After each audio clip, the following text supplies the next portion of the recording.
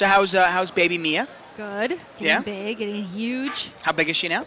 Like 13 pounds. And how long? You still say long, right? Yeah, I guess they do. Because it's like until they start standing, you say long, right? I think she's 2 feet. She's 24 inches, so yeah, she's 2 feet. 24 inches, okay. Yep, she's tall or long or whatever you say. And what does she weigh? 13 pounds. Okay, wow. She's a big one. She's my little chunk. You just got aces. And Elan has ace, king of hearts, so we're going to see a little fireworks here. Another ace is gone. Now, based on what I've seen, I mean, in other games you might see 3-betting. I'm not sure if you see that in Elan's case here. I mean, he might just call. And he is just going to call. Now, depending on what the flop is, if he misses and the flop comes out like 3-3-7, he can't just fold ace-king. Well, he's definitely not going to fold ace-king now because he's got ace-king of hearts, and the flop is queen 9-6 with 2 hearts. AJ started this hand with over 800, Elan about 700.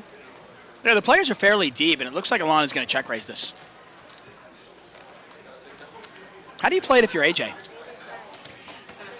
I would normally say in this game is normally a 300 to 500 game. I would normally, barring not knowing your opponent or knowing that 100% that they actually have you beat, you're going all the way with your aces most often. But now they're a little deeper. I would play it a little more cautiously, but this is a draw-heavy board, although you don't believe your opponent usually has a draw, but they could. He only raised a 25 pre-flop. Well, it's very draw-heavy, and as you pointed out, you could easily have Jack-10. Jack-10 gets there. If he had hearts, he didn't get there. But now, Elan looks like he's strong because he feels like he is. He feels like he has the best hand. I don't think AJ is going to fold this, although suddenly now he can't beat Jack-10. He can't beat King-Queen. He can beat a heart draw, and that's it. And that's why AJ I mean, could Elan have ace-queen here? I don't think he's betting ace-queen on the turn like this. I think he's slowing down. Yeah. But I think if I'm AJ, I can make this call. It's 145. You're getting, like 2.7 to 1 on this call, and you're in position. So your opponent has to act one more time.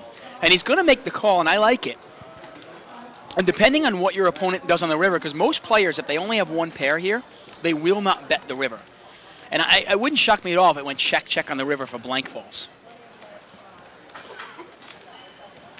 And if you're, that's not really a card that I'm scared of. And sure enough, check, and AJ will check behind, I bet, and you can win it. And that's one of the reasons why you can make that call on the turn. You can argue it would be a really, really thin value bet for AJ. The problem is, I think both players are scared of a 10. And I don't know if you're going to probably check there as well. Yeah, that's the whole point. Yeah.